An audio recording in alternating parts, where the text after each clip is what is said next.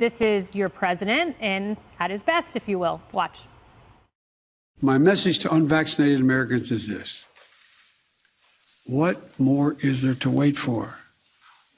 What more do you need to see? We've been patient, but our patience is wearing thin. Donald Trump and the MAGA Republicans represent an extremism that threatens the very foundations of our republic. In those two old clips, 21 and 22, the first one, Joe Biden angry that people aren't getting vaccinated, and he's telling the American people he's had enough. He's had enough of what? We all know how that went.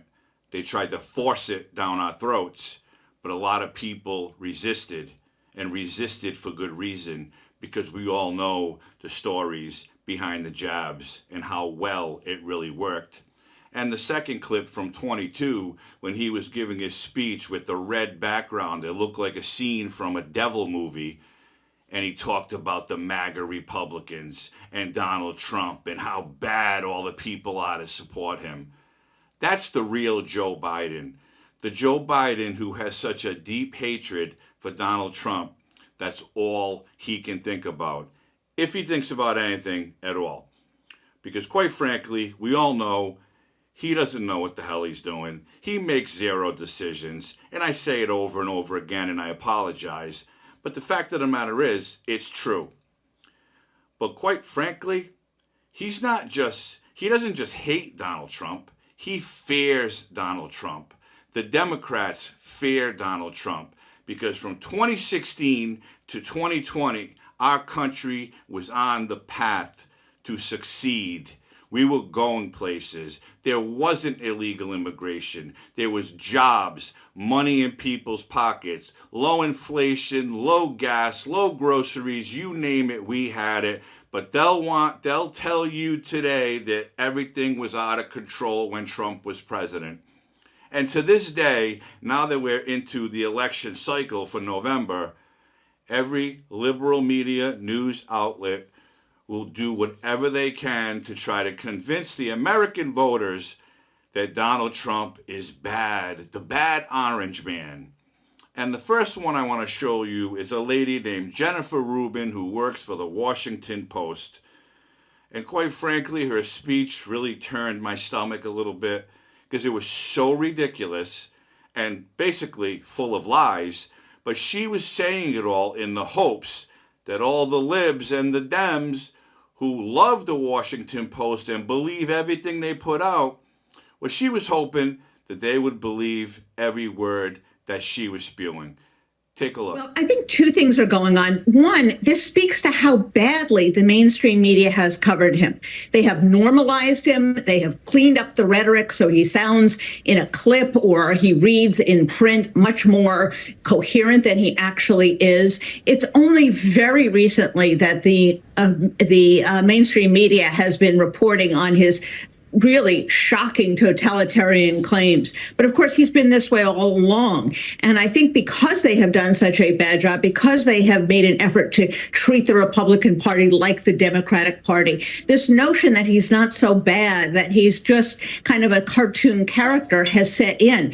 And that's on the mainstream media. That's on the failure to be honest and to side with truth rather than having this false balance. And I think the second thing, and why it's perhaps important to go to one of these rallies, is to understand why he does have supporters. These people are part of a fascist cult. And let's be honest, there are a lot of them, but a lot of them doesn't mean that they're behaving logically or rationally. To the contrary, we've seen in other fascist regimes that millions of people, sometimes even a majority of the country, becomes intoxicated with an authoritarian figure. And these people are utterly irrational. If you speak to some of them, they will spit back these bizarro conspiracy theories. They actually believe in all of the mumbo jumbo that he tells them. So I think it would be a wake-up call about what these people are about. And no, we're not going to convince people who are part of the cult to switch. As you say, they're impervious to any kind of data, any kind of information. But what you have to do if you care about democracy is mobilize the people who already know what he's a danger and reaffirm and re-educate the people who are perhaps kind of flirting in the middle. They're soft Republicans, they're never Republicans, about the danger of going back to Trump. And I think that's the job between now and November, and that's the challenge for the Biden administration. And there you have it. Fascist cult. Those are the two main words that I want to use from that, whatever you want to call it, a fascist cult. The media who supports Donald Trump break up clips to make him sound intelligent or make him sound like he knows what he's talking about. But you could watch a 40-minute speech of Donald Trump and you would understand every single word that comes out of his mouth because he's coherent. And we know Biden cannot put a single sentence together without screwing it up.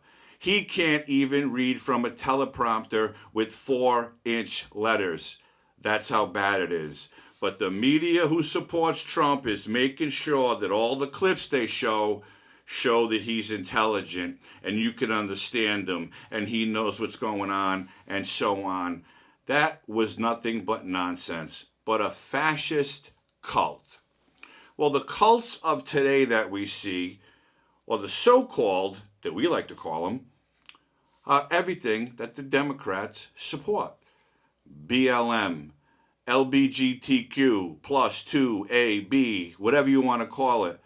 Those are cults. Those are cults who are trying to indoctrinate people. BLM is a cult who stole millions of dollars off unsuspecting people thinking they were going to help. And we all know where that money went. Not to one single person who needed it. Okay? Those you could call a cult because they want you to believe. They drill it in your head that this is what we need to do. And your child at 3 years old knows that he wants gender reassignment surgery. It's all nonsense. And a lot of us watch Fox News, and Fox News is a very conservative news channel. But there is one liberal who's on a panel, and her name is Jessica Tarlov. And I'm going to show you a clip now where she's trying to tell the panel how good Joe Biden is, but how bad Donald Trump is, because, quite frankly, they're going to believe what she says, because anybody who supports Joe Biden tells the truth. Have a look. That are voting for Nikki Haley, that some of them have voted for Ron DeSantis, who maybe is more in his lane. But the Nikki Haley voter, are they going to try to get them, do you think? Well, I'm certainly not an advisor to the Trump campaign, but it is, we talk in the millions of votes when we're talking about the general election, but it actually comes down to the tens of thousands, right? The margins in Georgia, in Arizona, in Michigan, in Pennsylvania, it's minute. Right. It can be the difference between whether you came out and you criticized your opponent's dress, which some could interpret as demeaning a woman, again, which is obviously something that he suffers from, or just making a little offhanded comment that someone says, you know what, I'm going to sit home, or actually, I want 4 more years of Joe Biden. So yes, it would be smart, as it always was when he was president, if he would listen to Kayleigh about this. But he has an uncontrollable narcissism and rage about him when he feels insulted. And it's appealing to the base. They say, we love it. He's a counterpuncher. But you've now lost a general election. You've presided over the loss of the Republican Senate, the Republican House. The abortion has been on the ballot 7 times. Democrats have swept it in all of that. And he has not moderated at all. And frankly, I don't think it's in him for him to be able to do it for more than 20 minutes. Charles. Again, nothing but hate. Praising Biden. For what? These people know, they actually know that Joe Biden is not, I don't want to use a really bad word, so we'll just say that he's incapable of doing anything. And it's not because of his age. I don't care if he was 95. The man has problems upstairs. We know it. All you have to do is watch him. Watch him walk. Watch him try to get off a stage. Walk away from a podium. He's shaking hands with ghosts. Dr. Jill has to come and lead him off the stage by hand. But these liberals want us to believe that, oh no, that's not how Joe Biden really is. No one sees how hard he works behind the scenes, because he doesn't work behind the scenes. Every single weekend he's on a vacation in Delaware. Every other thing he's going on a vacation with his entire family. The man is a failure, and he's failing us. But on that panel, there's Charles Payne, a conservative who supports Donald Trump, and he happens to be a black man. You know, Trump's such a racist. Well, Charles Payne let Jessica Tarlov know how he feels. And quite frankly, it was very entertaining. Have a look at this clip. Biden's anger and vitriol and hatred for MAGA is far more worse than President Trump's individual battles with someone who crosses him.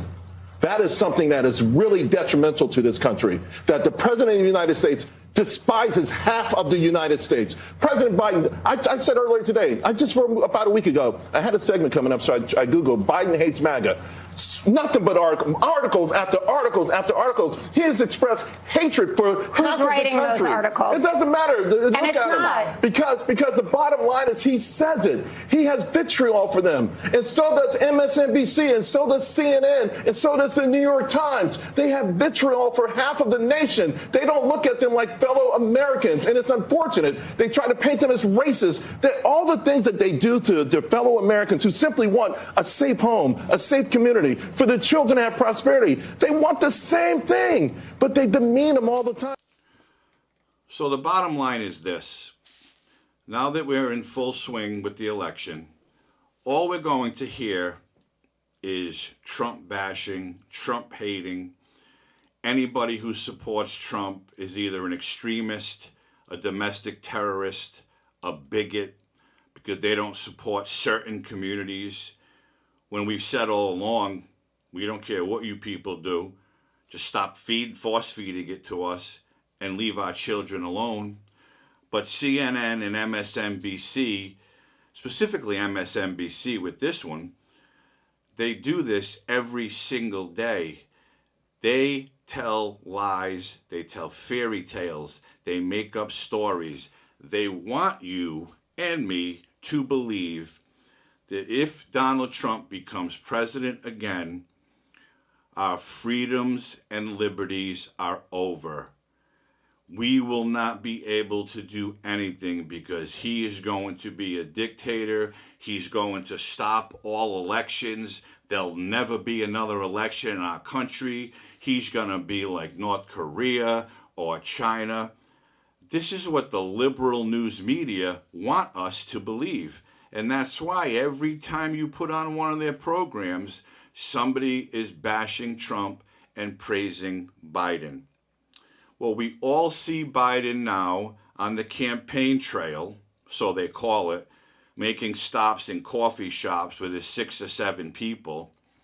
But every time he picks up a microphone or stands at a podium, he talks soft, then he yells, then he gets enraged, and he starts with the extreme MAGA Republicans, the hatred he feels for Donald Trump.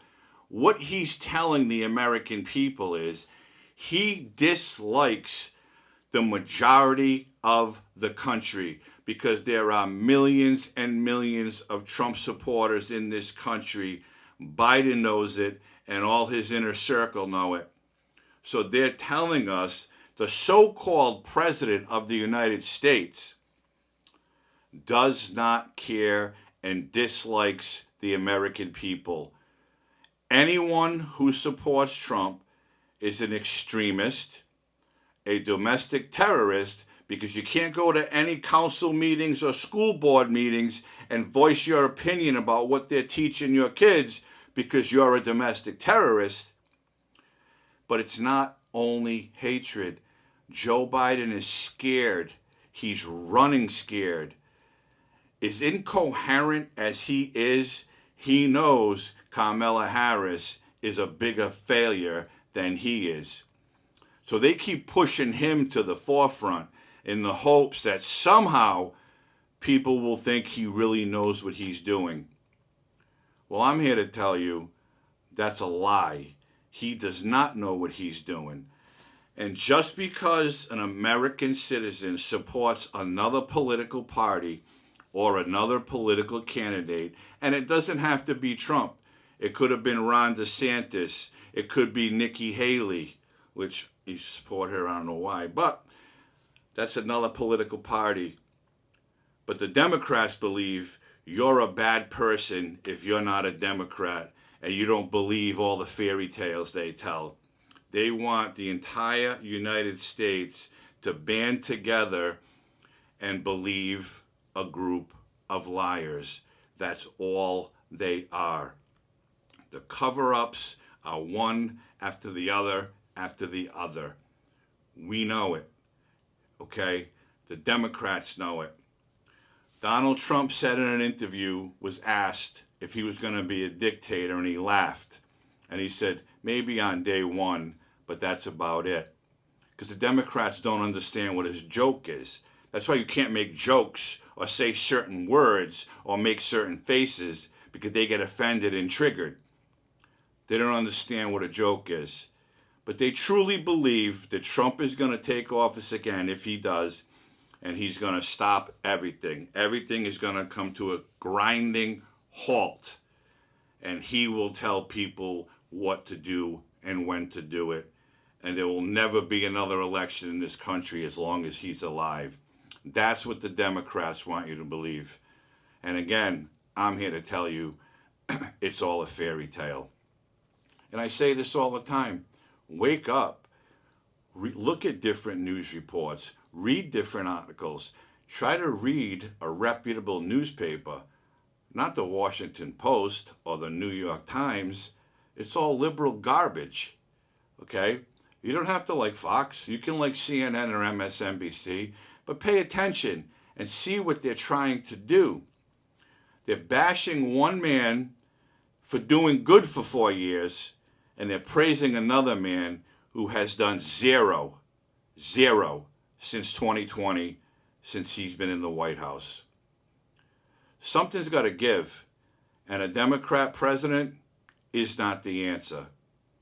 And that's all I got to say about that. Thanks for tuning in. Have a great night.